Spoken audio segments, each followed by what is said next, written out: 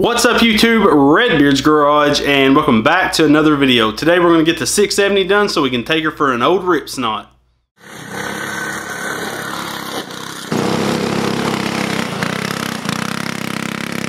Oh yeah!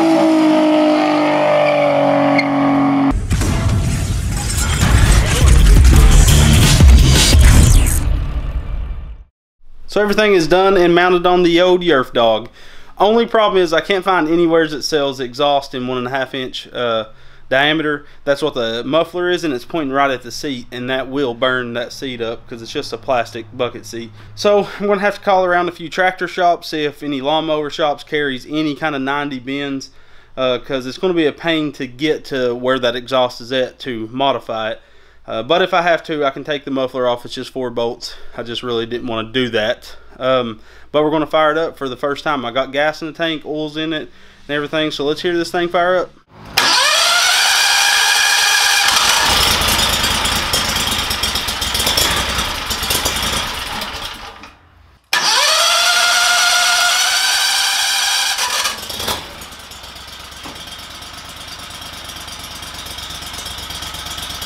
Well, I don't know how much of that you've seen, but she kind of took off on me. I need to go ahead. I was going to wait, but it's stupid. I'm going to go ahead and run the whole switch assembly up to the front of the go-kart, make a little mount for it. It's just dumb trying to start that thing at the engine. It's dangerous. I can't hold the brakes, and the brakes, I don't know how great they're going to work. We've bled them, and it seems like they're bled. There's no air in the line, but this is old brake stuff. I mean, who knows how long this go-kart's been sitting, so there might be a lot of trash in the lines as well. I did pump it out quite a bit and got a lot of trash out of it, and it's starting to get some clean fluid, so hopefully it'll do okay. So now I'm going to extend. There's only 5 wires running to that electrical box, and I've already unhooked the choke and the throttle from it, so I'm just going to cut and extend those wires just with crimp connectors for now. We'll solder them later because I'm going to run a nice wiring harness loom up to the front, because I'm also going to have headlights and whatnot on this go-kart. So I'll get that done and we'll go start it.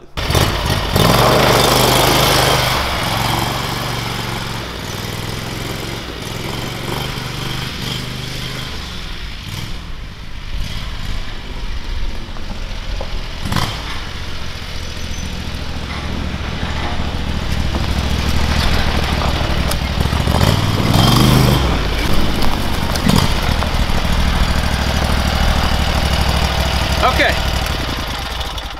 so what I found out is the engine isn't revving high enough to really engage the torque converter. We're probably only getting, like, it sounds like 2,000 RPM, somewhere's around that out of it. I mean, it's super torquey though. I mean, even the little bit we have, it's got a lot of torque. So I'm gonna have to fiddle with the governor. We're not removing the governor just yet. We're gonna do that in a later video when we do performance modifications. But yeah, it's a little disappointing, but fun still.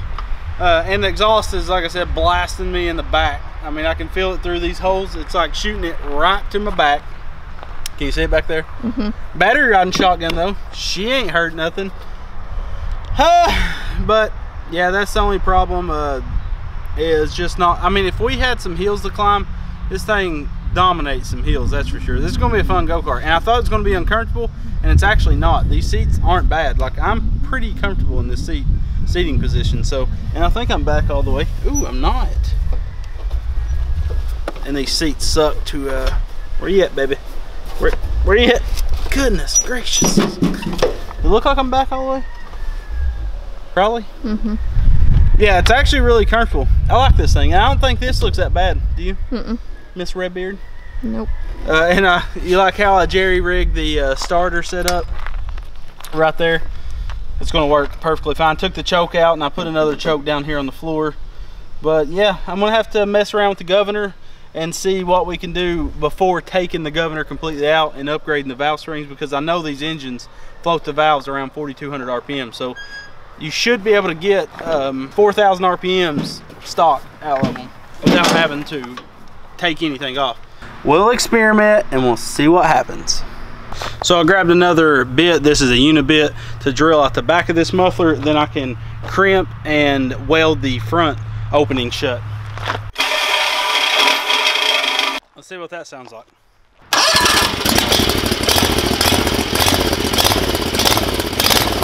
Okay, where I tried to use the hole saw bit, you can see where that failed. Then I just drilled a hole out in the center, and that actually took a lot of the pressure off my back. Now we got to do something about the governor. I'm not disabling the governor completely, like removing it from the engine, but there needs to be something done about it because it's not opening up.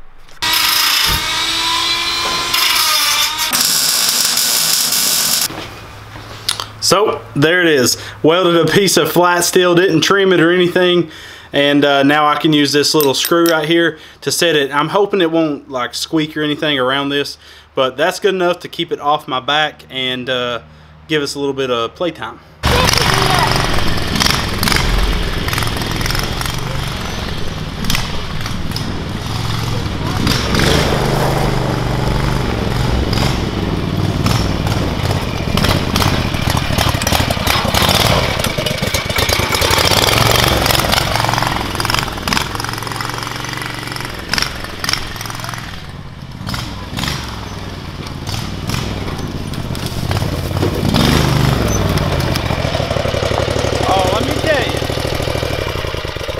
Thing to open up, it's gonna be mean.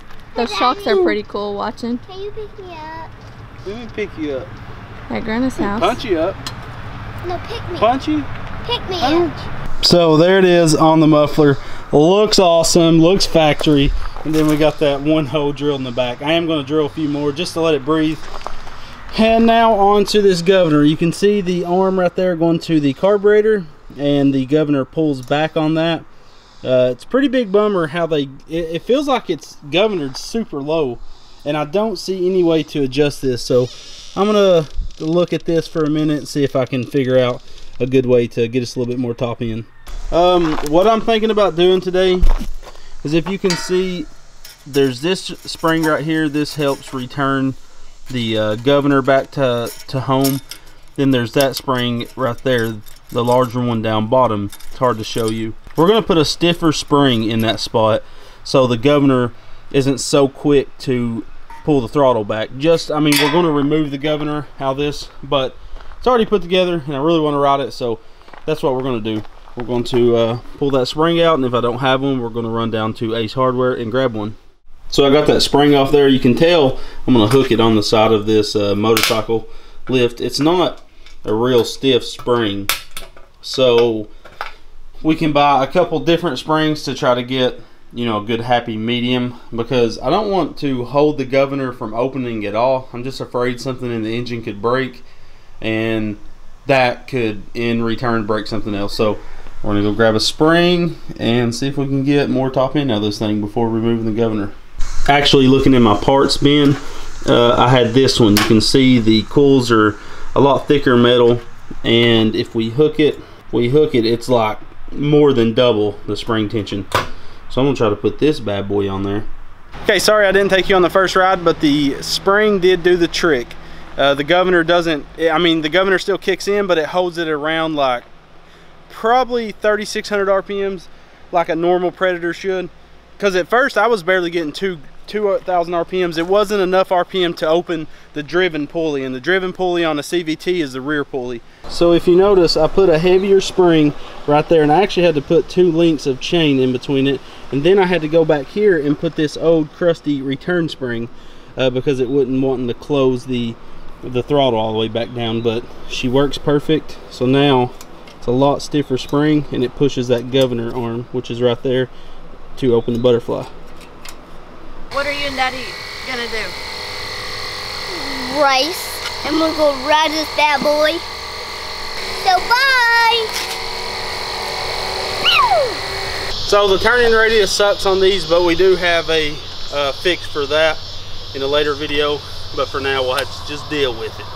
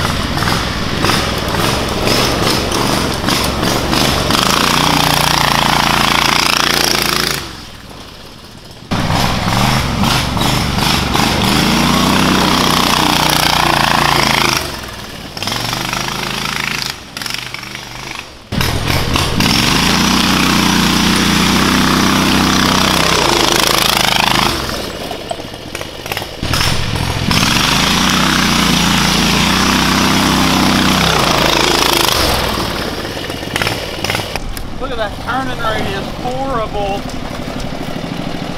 Oh. That's the worst thing about this car, the turning radius. But we have a fix coming soon.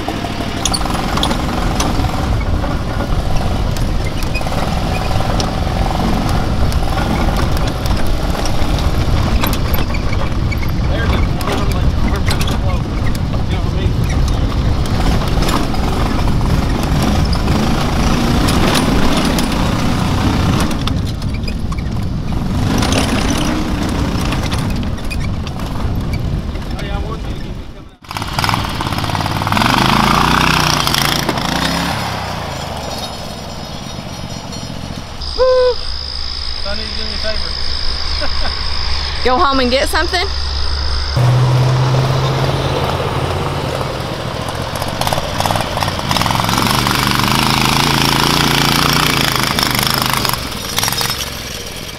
There goes that chain again. So this chain is like severely stretched. 150s have really large chain on them, and I was going to see if Tim could actually get me, at Go Power Sports, could get me the size chain that a 150 go-kart has to put on this, because I was worried about chain stretch. This chain's so stretched, actually, I can put the master link in it without adjusting the engine.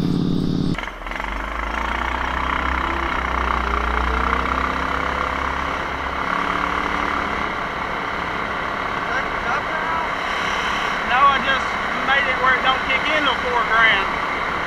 Are you just gonna leave it like that, you think? For now. I want it to rev to 5. You know? That's my hopes and dreams. This thing will be fun for the wood, so We're gonna re-gear it a little bit. a little bit more top end or less? A little bit more top end. We'll go the steepest part of this hill over here.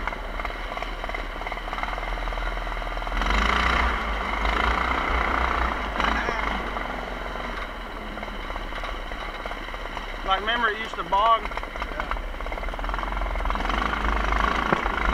We're spinning like, It just goes. yeah, it's mean, man.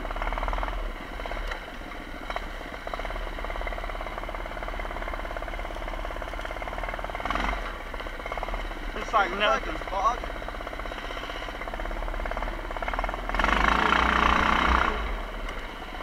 You ain't gonna find that.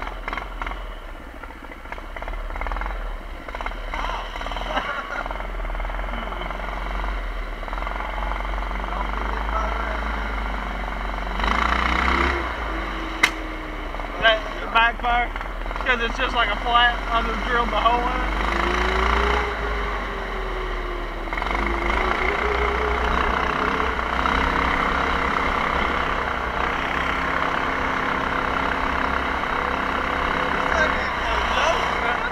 So guys, as always, let me know what you think of this 670 off-road go-kart build.